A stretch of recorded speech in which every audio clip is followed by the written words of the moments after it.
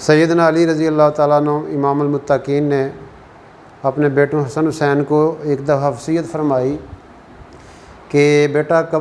اللہ کی باتیں کر کے اپنے دل کو زندہ رکھا کرو، یعنی اللہ کے ذکر کے بغیر یہ دل مر جاتا ہے، اور زندہ دل کی نشانی یہ ہے کہ بندہ اللہ کو یاد کرے تنہائی میں، اس کی آنکھوں میں آنسو آ جائیں، وہ قرآن کی تلاوت میں اس کا دل لگے،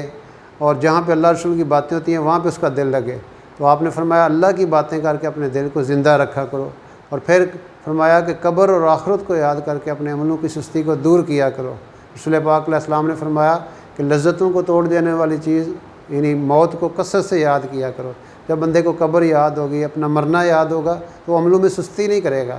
پھر آپ نے فرمایا اپنے بیٹوں حسن حسین رضی اللہ عنہم سے کہ بیٹا اپنے آپ کو پچھلی قوموں کے قصے سنایا کرو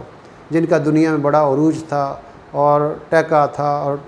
حکومتیں تھیں اور محلات تھے اور چشمے تھے اور عیاشی کا سامان تھے، آج ان کا نام و نشان ختم ہو چکا ہے۔ کم ترکوا من جنات و عیون و زروع و مقام کریم، کتنے ہی لوگ اپنے محلات چھوڑ کے چلے گئے، باغات چھوڑ کے چلے گئے، اپنی عیش و عشرت کے سامان چھوڑ کے چلے گئے، آج وہاں پہ سناٹا چھایا ہوا ہے۔ وہ ویران بستیاں یہ پکار کے کہہ رہی ہیں کہ ایک وقت تھا یا ہمارے اوپر بھی آبادی تھی۔ تو یہ جب بندہ اپنے آپ کو پچھلی قوموں کے قصے سناتا ہے تو آپ نے فرمایا اپنے بچوں سے بیٹا اپنے آپ کو پچھلی قوموں کے قصے سنا کر ان کو سے عبرت پکڑو، فَاعْتَبِرُوا یا اولی الابصار، اے آنکھوں والو عبرت پکڑو۔ تو اللہ رب العزت ہمیں